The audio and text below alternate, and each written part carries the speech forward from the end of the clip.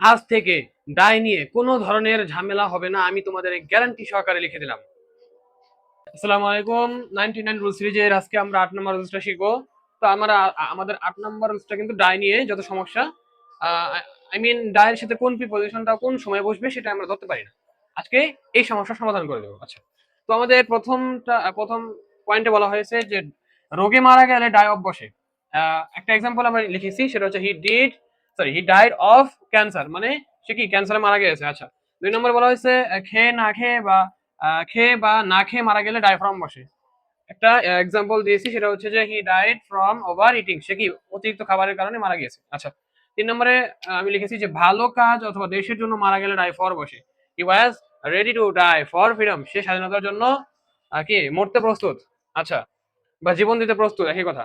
এরপরে শান্তিতে মারা গেলে ডাই ইন, শান্তিতে মারা গেলে কি die in, he die in a peace, সে শান্তিতে মারা গেল।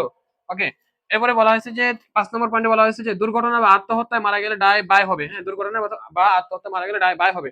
হি ডাইড বাই সুসাইড, এক্সাম্পল এটা। ওকে, আচ্ছা, 6 নম্বর পয়েন্টে বলা হয়েছে কোনো সমস্যার সাথে নিয়ে মারা গেলে ডাই উইথ বসে। ওকে, কোনো সমস্যা যদি সাথে নিয়ে মারা যায় তাহলে ডাই উইথ বসে। আচ্ছা, এক্সাম্পল কি, যে the man died with severe pain. Okay, severe pain. আচ্ছা, আমাদের 7 নম্বর পয়েন্টে বলা হয়েছে যে ধীরে ধীরে বিলুপ্ত বোঝালে ডাই আউট বসে। এক্সাম্পল কি, সাম ট্রেডিশনস আর ডাইং আউট। ওকে, এরপরে ধীরে ধীরে কমে যাওয়া অর্থে ডাই অ্যাওয়ে বসে। এটার একটা এক্সাম্পল আমি দিয়েছি, সেটা হচ্ছে দা সাউন্ড ডাইড অ্যাওয়ে স্লোলি। আচ্ছা, এবার আরেকটা পয়েন্ট, সেটা হচ্ছে যে একের পর এক মারা গেলে ডাই অফ বসে। একের পর এক মারা গেলে ডাই অফ বসে। হ্যাঁ, এটা একটা উদাহরণ হচ্ছে the fish died of because of polluted water. দেখো এখানে কি, মানে মাছটা কি কি বলে যে পানি দূষণের কারণে ধীরে ধীরে মারা যেতেছে। আচ্ছা, এবারে কাজ করতে করতে মারা গেলে ডাই ইন হেয়ারনেস, ভেরি ইম্পর্টেন্ট। এটা কিন্তু ভেরি ইম্পর্টেন্ট, না এটা স্টার মার্ক, এটা স্টার মার্ক।